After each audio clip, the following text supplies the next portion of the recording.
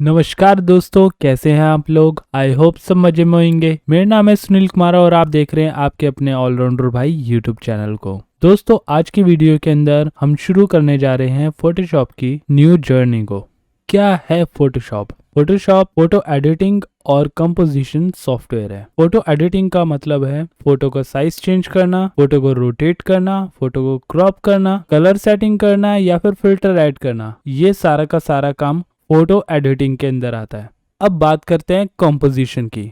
जब किसी फोटो के अंदर एक से ज्यादा फोटोज या फिर टेक्स्ट को ऐड कराया जाता है और एक नई पिक्चर क्रिएट करी जाती है, उसे हम कहते हैं कंपोजिशन।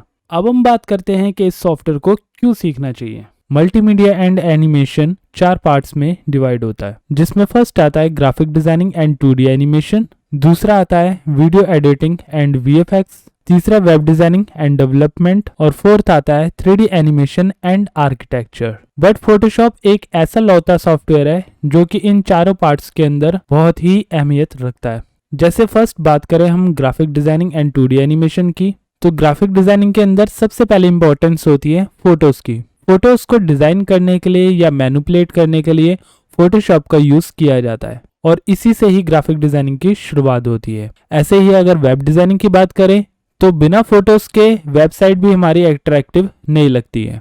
तो वेबसाइट के अंदर जितनी भी फोटोज डाली जाती हैं उसमें सबसे पहले फोटोशॉप का वर्क ही किया जाता है। वीडियो एडिटिंग एंड VFX के अंदर भी जहां पर पिक्चर्स का इस्तेमाल हो रहा है या फिर टेम्पलेट और लेआउट्स बनाए जाते हैं, तो उसमें भी सबसे पहले फोटोशॉप का रोल आता है। देन नेक्स्ट बात करें हम 3D एनिमेशन एंड आर्किटेक्चर की, तो इसके अंदर टेक्सचर और मटेरियल बनाने के साथ साथ जब हम अपना फाइनल आउटपुट निकालते हैं और रेंडर करते हैं, तो रेंडर के बाद उसको रियलिस्टिक दिखाने के लिए और ज्यादा बेटर क्वालिटी के लिए हम फोटोशॉप का इस्तेमाल करते हैं। तो ऑल ओवर मल्टीमीडिया में चाहे हम किसी भी स्ट्रीम के अंदर जाएं, हमें फोटोशॉप आना बहुत ही जरूरी है ताकि हम जिस टाइप की डिजाइनिंग के अंदर जा रहे हैं वहां पर हम बेटर परफॉर्मेंस दे सके। अब हम बात करते हैं कि इस सॉफ्टवेयर को डाउनलोड कैसे किया जाए। डाउनलोड 2 प्रकार से आप कर सकते हो। एक तो है पेड सॉफ्टवेयर जिसे हम अडोब वेबसाइट से परचेस कर सकते हैं, और दूसरा होता है क्रैक वर्जन जिसे हम किसी थर्ड पार्टी वेबसाइट से डाउनलोड कर सकते हैं। पेड सॉफ्टवेयर में आपको बेनिफिट ये है कि इसमें अगर आप कुछ भी क्रिएट करते हो या फिर सॉफ्टवेयर में कुछ भी इशू आता है, उस सॉफ्टवेयर की सारी जिम्मेदारी उस कंपनी की होती है कि वो किस तरीके से उसका सॉल्यूशन निकालेगी और आपको बेटर सर्विस प्रोवाइड कराएगी। इसके साथ साथ सभी टूल्स के आपको ट्यूटोरियल प्रोवाइड कराए जाते हैं जिससे कि आप उन टूल्स को इजीली समझ पाएं और अपने बेनिफिट के लिए यूज कर पाए। बट इंडिया और बाकी कई सारी ऐसी कंट्रीज हैं जिसमें 95% से ज्यादा लोग क्रैक वर्जन का यूज करते हैं, और कहीं ना कहीं कंपनी भी इन क्रैक वर्जन को अलाउ करती है ताकि इन सॉफ्टवेयर की पॉपुलैरिटी बनी रहे। अब बात करते हैं क्रैक वर्जन की, तो क्रैक वर्जन के अंदर आपको कुछ पेड नहीं करना पड़ता है। कुछ वेबसाइट से आप इन सॉफ्टवेयर को इजीली डाउनलोड कर सकते हो, बट इसमें दिक्कत यह है कि अगर आपके सॉफ्टवेयर में या आपके सिस्टम में कोई भी इशू आता है तो उसकी पूरी जिम्मेदारी आपकी खुद की होती है। यहाँ तक कि नेट के साथ यूज करने पर क्रैक वर्जन में आपके सिस्टम से डाटा लॉस होने का भी खतरा रहता है।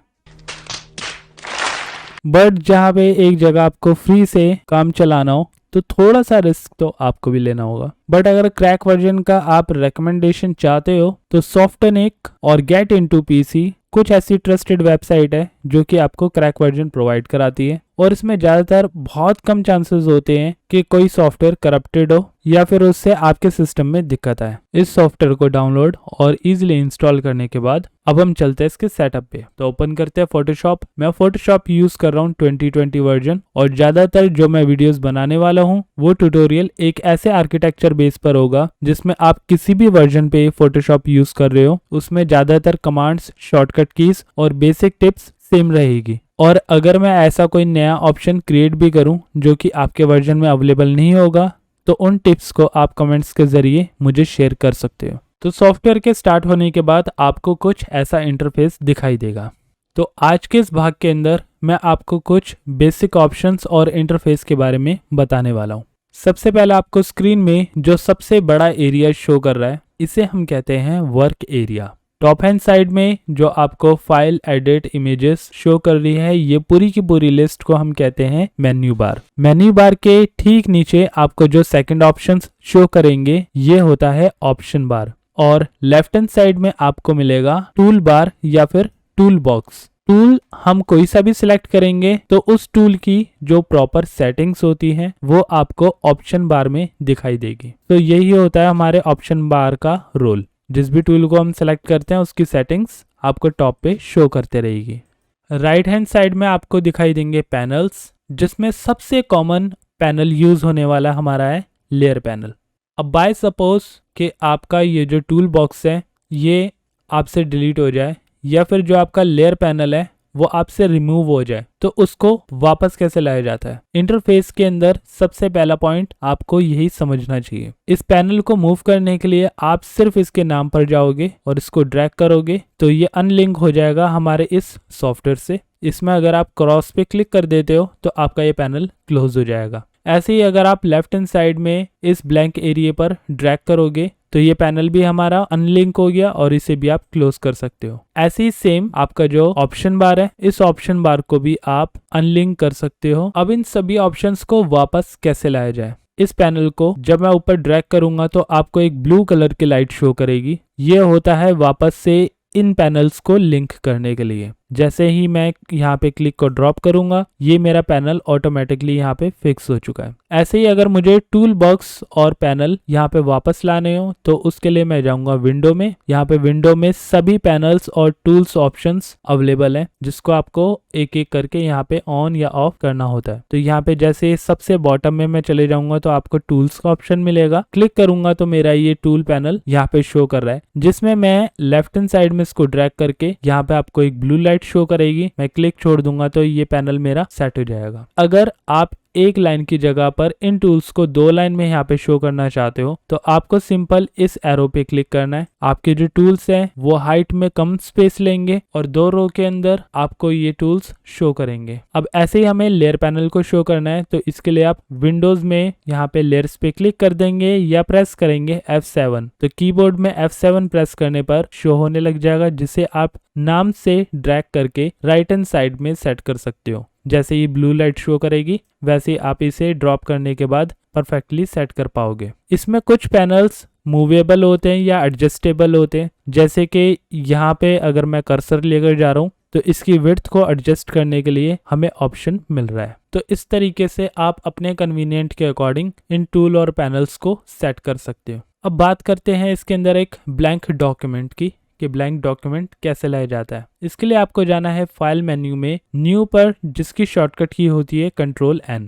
तो जैसे ही आप इस कमांड को प्रेस करोगे तो आपको एक पैनल शो करेगा। नेक्स्ट वीडियो के अंदर मैं इन पैनल्स की पूरी डिटेल्स आपको समझाने वाला हूँ, बट अभी फिलहाल के लिए हम अपने कस्टम ऑप्शन को या किसी भी डिफॉल्ट ऑप्शंस को यहाँ पे सिलेक्ट करके ओपन कर लेंगे। जैसे कि अगर मैं फोटो या प्रिंट के अंदर चले जाता हूँ या सिंपल फोटो के अंदर ही चले गया तो यहाँ पे आपको डिफॉल्ट फोटोशॉप साइज मिलेगा, जिसे मैं ओपन कर सकता हूँ। 5x7 जो इंचेस का पेज है ये हमारा डिफॉल्ट फोटोशॉप पेज होता है। अब जैसे ही आप इस पेज को ओपन करोगे यहाँ पे ऊपर आपको कुछ नंबर्स शो कर रहे हैं, इसे हम कहते हैं रूलर। और ये रूलर अगर आपको ऑन या ऑफ करना हो तो उसके लिए आपको जाना होता है व्यू मेन्यू में। यहाँ पर रूलर्स ऑप्शन देख पाओगे, जिसकी शॉर्टकट की होती है Ctrl+R। तो Ctrl+R से आप इसे ऑन या ऑफ कर सकते हो अपनी रिक्वायरमेंट के अकॉर्डिंग। बट रूलर का सबसे पहला बेनिफिट क्या होता है, जैसे अगर मैंने रूलर ऑन कर लिया तो इस रूलर में से आप एक लाइन को क्रिएट कर सकते हो। जैसे कि मैंने टॉप पे क्लिक प्रेस करके रखा हुआ है और मैं नीचे ड्रैग कर रहा हूँ तो यहाँ पे एक लाइन क्रिएट हो गई है। ये लाइन कोई डिजाइन नहीं है, ना ये हमारे इमेज पर शो करता है। ये लाइन हम यूज करते हैं मेजरमेंट के लिए या फिर ऑब्जेक्ट्स को अलाइन करने के लिए या फिर लेआउट बनाने के लिए। तो सिंपल आप इस रूलर पे जाके अपने कर्सर पे क्लिक करके अगर आप ड्रैग करोगे तो यहाँ पर आप मल्टीपल लाइंस क्रिएट कर पाओगे।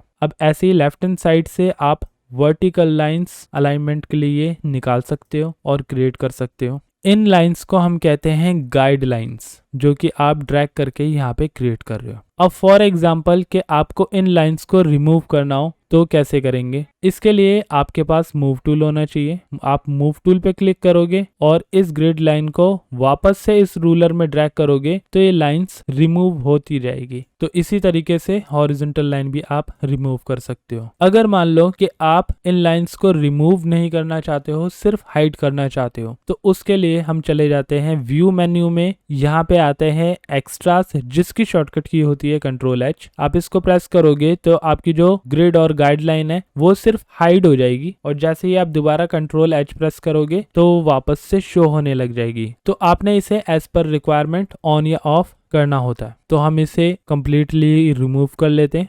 लेफ्ट हैंड साइड में यहाँ पे टूल आप देख पा रहे हो, एक रेक्टेंगल टूल है। इस रेक्टेंगल टूल को मैं ले लेता हूँ। ऊपर कलर आ रहा है इस ऑब्जेक्ट का लेने के लिए, तो यहाँ पे मैं कलर ले लेता हूँ। और ये है बाय शेप, तो मैं यहाँ पे 2 शेप क्रिएट करूंगा, एक टॉप पर और ऐसे ही एक बॉटम में। जब हम ऑब्जेक्ट क्रिएट करते हैं तो यहाँ पे उसकी प्रॉपर्टीज शो करेगी, जिसका अभी मुझे कोई रिक्वायरमेंट नहीं है। अब हम बात करते हैं राइट हैंड साइड में मौजूद लेयर पैनल की। इस पैनल के अंदर आपको बाय डिफॉल्ट जैसे ही आप एक पेज क्रिएट करोगे आपको बैकग्राउंड लेयर शो करेगी। इसके बाद आप कोई भी ड्राइंग या कोई भी ऑब्जेक्ट अगर क्रिएट करोगे तो उसे आपको न्यू लेयर पर क्रिएट करना होता है, ताकि आप उसे इजीली कस्टमाइज कर सके। जैसे कि मैंने यहाँ पे 2 रेक्टेंगल क्रिएट करे थे, तो यहाँ पे 2 रेक्टेंगल्स ने 2 लेयर्स क्रिएट करी है। पेजेस को लेयर बाय लेयर क्रिएट करने से बेनिफिट ये होता है कि आप अगर किसी एक ऑब्जेक्ट को कस्टमाइज करें या डिलीट करें या एडिट करें तो उससे दूसरे ऑब्जेक्ट में उसका इम्पैक्ट नहीं पड़ता है, जो कि आपकी डिजाइनिंग को और भी आसान कर देता है।